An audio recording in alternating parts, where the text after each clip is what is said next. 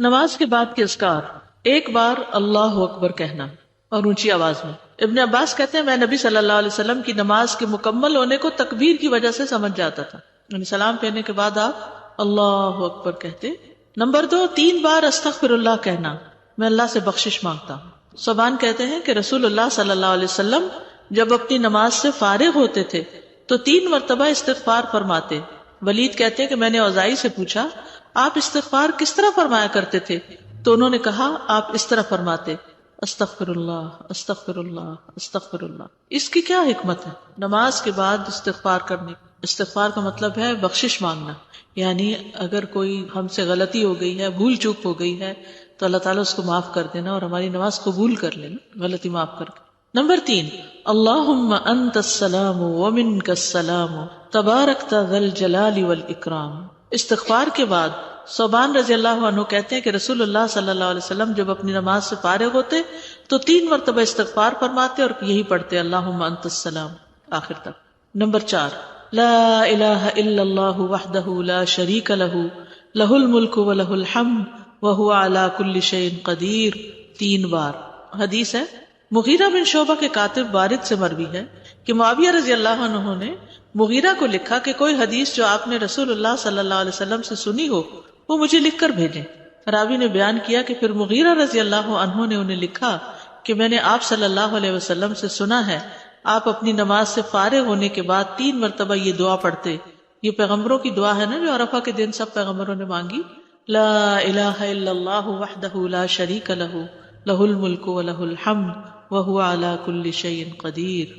5ویں دعا ہے لا الہ الا اللہ وحدہ لا شریک لہ لہ الملک ولہ الحمد وہو علی کل شیء قدیر، اللہم لا مانع لما اعطیت ولا معطی لما منعت ولا ينفع ذا الجد۔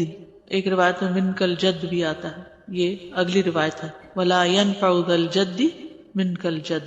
6ٹھی دعا ہے لا الہ الا اللہ وحدہ لا شریک لہ لہ الملک ولہ الحمد یحیی ویمیت وہو حی لا یموت بیدہ الخیر وہو علی کل شیء قدیر۔ یہ دعا اور کس موقع پہ پڑھی جاتی؟ بازار جاتے ہوئے، کئی لاکھ نیکیوں کا ثواب ہے جو بازار میں یہ دعا پڑھ لے۔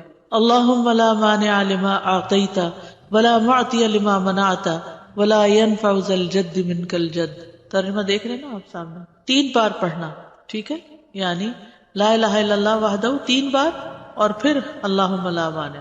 7ویں دعا لا الہ الا اللہ وحدہ لا شریک لہ لہ الملک ولہ الحمد وہو علی کل شیء قدیر، لا حول ولا قوة الا باللہ، لا الہ الا اللہ ولا نعبد الا ایاہ، لہ النعمة ولہ الفضل ولہ الثناء الحسن، لا الہ الا اللہ مخلصین لہ الدین ولو کرہ الکافرون۔ اس میں سے کچھ دعائیں ایاک نستعین میں بھی ہیں اور نمازوں کے بعد کے اذکار کا کارڈ بھی موجود ہے الگ سے، اس میں یہ دعائیں ہیں۔ پھر تحلیل کے کلمات، اس کے بعد تسبیحات، 33 بار سبحان اللہ، 33 بار الحمدللہ، 33 بار اللہ اکبر، اور 100 پورا کرنے کے لیے لا الہ الا اللہ وحدہ لا شریک لہ لہ الملک ولہ الحمد وہو علی کل شیء قدیر۔ اب تک سب سے زیادہ دعا کون سی آئی ہے؟ لا الہ الا۔ سوچئے آپ کتنی دفعہ پڑھتے ہیں نماز کے بعد؟ 10 دفعہ تو صبح اور شام کے بعد پڑھتے ہیں۔ ابو ہریرہ رضی اللہ عنہ سے روایت ہے کہ جس نے ہر نماز کے بعد 33 مرتبہ سبحان اللہ، 33 مرتبہ الحمدللہ اور 33 مرتبہ اللہ اکبر کہا تو یہ 99 کلمات ہو گئے، اور 100 کا عدد پورا کرنے کے لیے لا الہ الا اللہ وحدہ لا شریک لہ لہ الملک ولہ الحمد وہو علی کل شیء قدیر کہہ لیا تو اس کے سارے گناہ معاف کر دیے جائیں گے، اگرچہ وہ سمندر کی جھاگ برابر ہو۔ 1.5 منٹ لگتا ہے، 1.25 منٹ لگتے ہیں جس میں آپ یہ سارا عمل کر سکتے ہیں، اور اللہ سبحانہ و تعالیٰ کو وہ عمل زیادہ پسند ہے جو روزانہ کیا جائے، ادومہا، دوام سے کیا جائے، اللہ کہ کوئی مجبوری ہو۔ اس میں آپ دیکھیے نماز پڑھ لی آپ نے 10 منٹ میں، فرض پڑھ لیے تو یہ 2 منٹ میں کیا مشکل ہے، 2 سے بھی کم منٹ لگتے ہیں۔ بعض روایات میں اللہ اکبر 34 بار پڑھنے کا بھی آتا ہے۔ یہ تسبیحات 10 دفعہ بھی پڑھی جا سکتی۔ عبداللہ ابن عمر سے مروی ہے کہ نبی صلی اللہ علیہ وسلم نے فرمایا 2 خصلتیں یا 2 عادتیں ایسی ہیں کہ اگر کوئی مسلمان بندہ ان کی پابندی کر لے تو جنت میں داخل ہوگا۔ پابندی، اور وہ بہت آسان ہے مگر ان پر عمل کرنے والے بہت کم ہیں۔ ایک یہ ہے کہ ہر نماز کے بعد 10 مرتبہ سبحان اللہ، 10 مرتبہ الحمدللہ اور 10 مرتبہ اللہ اکبر کہے، تو زبان کی ادائیگی کے اعتبار سے 150 بار ہے، یعنی ساری نمازوں میں، مجموعی طور پر 5 نمازوں کے بعد، اور ترازو میں 1500 ہوں گے۔ اور جب سونے کے لیے اپنے بستر پر آئے تو 34 بار اللہ اکبر، 33 بار الحمدللہ اور 33 بار سبحان اللہ کہے۔ زبان کی ادائیگی کے اعتبار سے تو یہ 100 ہے، مگر میزان میں یہ تسبیحات 1000 ہوں گی، رات کو جو سوتے ہوئے پڑھے جاتے تسبیحات فاطمہ، سب تھکاوٹ اتارنے کے لیے۔ یقیناً میں نے رسول اللہ صلی اللہ علیہ وسلم کو دیکھا، آپ انہیں اپنے ہاتھ سے شمار کرتے تھے۔ صحابہ نے پوچھا، اللہ کے رسول یہ کیسے ہے کہ یہ آسان عمل ہے مگر ان پر عمل کرنے والے تھوڑے ہیں؟ آپ نے فرمایا، سوتے وقت میں کسی کے پاس شیطان آ جاتا ہے اور پہلے اس سے کہ وہ تسبیح پوری کرے وہ اسے سلا دیتا ہے، اور اسی طرح اس کی نماز میں شیطان آ جاتا ہے اور یہ تسبیحات پڑھنے سے پہلے ہی کوئی کام یاد دلا دیتا ہے۔ ہوتا تو یہی ہے، حقیقت ہے۔ آپ کو شاید میں نے پہلے بھی بتایا ہو کہ ہاتھ پر تسبیح پڑھنا جو ہے کچھ مشکل نہیں، اور دائیں ہاتھ پہ صرف کیسے پڑھیں گے آپ؟ سبحان اللہ سبحان اللہ سبحان اللہ، اور اوپر سے اب نیچے آ جائے، سبحان اللہ سبحان اللہ سبحان اللہ سبحان اللہ سبحان اللہ سبحان اللہ، نیچے سے اوپر، اور پھر سبحان اللہ سبحان اللہ سبحان اوپر سے۔ تو یہ ہم 2 ہاتھوں پہ الگ الگ پڑھتے ہیں نا، اور بایاں ہاتھ بھی لگاتے ہیں، تو اس سے افضل کیا ہے ایک ہی ہاتھ پر 33 بار پڑھنا۔ اور جب یہ پورا ایک ہاتھ اوپر نیچے دونوں طرف ہو جائے تو 3 بس مزید پڑھ لینا۔ آپ کر کے دیکھیے، بہت آسان ہے۔ شروع میں جب مجھے پتا چلا کہ ایک ہاتھ پہ پڑھنا ہے تو میں تو بڑی پریشان ہوئی، کہ میں تو ہر وقت کنفیوز ہی رہوں گی کہ کتنا پڑھا کتنا نہیں۔ تو پھر میں الحمدللہ عمرے پر گئی ایک بار، تو اس میں مدینہ میں تو مغرب کے بعد جیسے بیٹھ جاتا ہے نا عشاء تک، تو میرے ساتھ ہی کوئی جاپنیز لڑکی تھی یا کوئی کورین یا ایسی کوئی تھی، تو بہت اچھے طریقے سے ادب آداب کے ساتھ اپنے بیٹھی ہوئی ذکر کر رہی تھی۔ تو پھر اچانک میری نگاہ اس کے ہاتھ پر پڑی، تو وہ یہی کر رہی تھی، اوپر سے نیچے نیچے سے اوپر۔ تو میں نے کہا اوہ اتنا آسان ہے، کیونکہ میں جب ایک ہی ہاتھ پہ 2 دفعہ پڑھتی تو کبھی کہتی پتہ نہیں پڑھا ہے 1 دفعہ پڑھا کہ 2 دفعہ۔ تو اس طرح اب اتنا آسان ہو گیا ہے اور بڑے سکون سے پڑھا جاتا ہے۔ جہاں سے مرضی شروع کریں، جیسے آپ کا طریقہ ہے، میرا طریقہ چکے یہاں سے شروع کرنے کا تھا تو اس کی نیچے سے 3 اوپر، تو اوپر سے نیچے۔ بعض لوگ تو 100 کے لیے اپنے یہ بھی بتاتے ہیں یہاں سے ایسے پھر ایسے پھر ایسے پھر ایسے، پھر مجھے جھنجٹ لگتا ہے، کیونکہ انگلیاں بھی مستنطقات ہیں نا، قیامت کے دن بولیں گی۔ 25 بار تسبیحات پڑھنا، یعنی یہ بھی جائز ہے، ٹھیک ہے۔ آیت الکرسی، جنت میں جانے کا راستہ۔ رسول اللہ صلی اللہ علیہ وسلم نے فرمایا، جو شخص ہر فرض نماز کے بعد آیت الکرسی پڑھے اس کو موت کے علاوہ کوئی چیز جنت میں جانے سے نہیں روک سکتی۔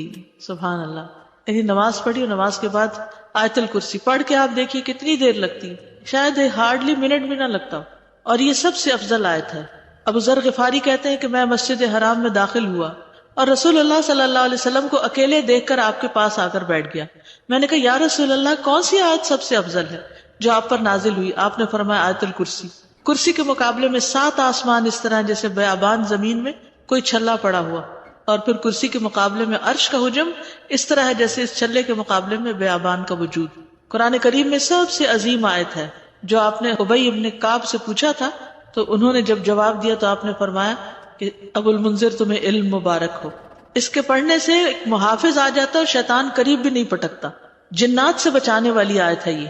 وہ آیت تو سورۃ البقرہ میں ہے، اسے کوئی شام کو پڑھے گا تو صبح تک پناہ میں رہے گا، جو صبح پڑھے گا شام تک ہم سے پناہ میں رہے گا، یعنی جنات سے۔ معوذات، سورۃ الاخلاص، سورۃ الفلق، سورۃ الناس، یہ بھی ایک بار پڑھنا ہوتی ہے نماز کے اذکار میں۔ عقبہ بن عامر کہتے ہیں کہ رسول اللہ صلی اللہ علیہ وسلم نے مجھے حکم دیا تھا کہ میں ہر نماز کے بعد معوذات پڑھا کروں، ہر نماز کے بعد معوذات پڑھا کروں۔ معوذات کی فضیلت کیا ہے؟ ان کی مثل پچھلی کتب میں کوئی صورت نہیں، یہ اتنی افضل صورتیں ہیں۔ رسول اللہ صلی اللہ علیہ وسلم نے فرمایا، اے عقبہ بن عامر، کیا میں تمہیں ایسی صورتیں نہ سکھاؤں جو نہ تورات میں نازل ہوئی، نہ زبور میں، اور نہ انجیل میں، اور نہ ان جیسی فرقان میں ہیں؟ تم پر ایک رات بھی ایسی نہ آئے کہ تم ان کو نہ پڑھو، جسے ہم کہتے ہیں نا ایک دن بھی نہ آئے، جیسے عربی میں کہتے ہیں ایک رات بھی نہ گزرے۔ رسول اللہ صلی اللہ علیہ وسلم نے فرمایا، تم نہیں دیکھتے کہ آج کی رات ایسی آیات اتری ہیں کہ ان کی طرح کبھی دیکھی نہیں گئی، اور وہ ہیں قل اعوذ برب الفلق اور قل اعوذ برب الناس۔ انتہائی بلیغ صورتیں، سب سے افضل تعوذ ہے یہ۔ پہلے نبی صلی اللہ علیہ وسلم اور کلمات پڑھتے تھے، جب یہ صورتیں نازل ہوئی تو اور ذکر چھوڑ کر انہی کو پڑھنے لگے۔ نظر بد سے کفایت کرنے والے کلمات ہیں، یعنی اگر کسی کو ڈر ہو کہ اس کو نظر لگے گی یا لگ چکی ہو تو اس کے علاج کے لیے بھی ابو سعید سے روایت ہے، کہتے ہیں کہ رسول اللہ صلی اللہ علیہ وسلم جنوں اور انسانوں کی نظر بد سے پناہ مانگتے تھے، حتیٰ کہ معوذتین نازل ہوئی. پھر جب معوذتین نازل ہوئی تو آپ نے ان کو لازم پکڑ لیا اور ان کے سوا دوسروں کو ترک کر دیا. نمبر 11، ربی اعنی علی ذکرک و شکرک و حسن عبادتک.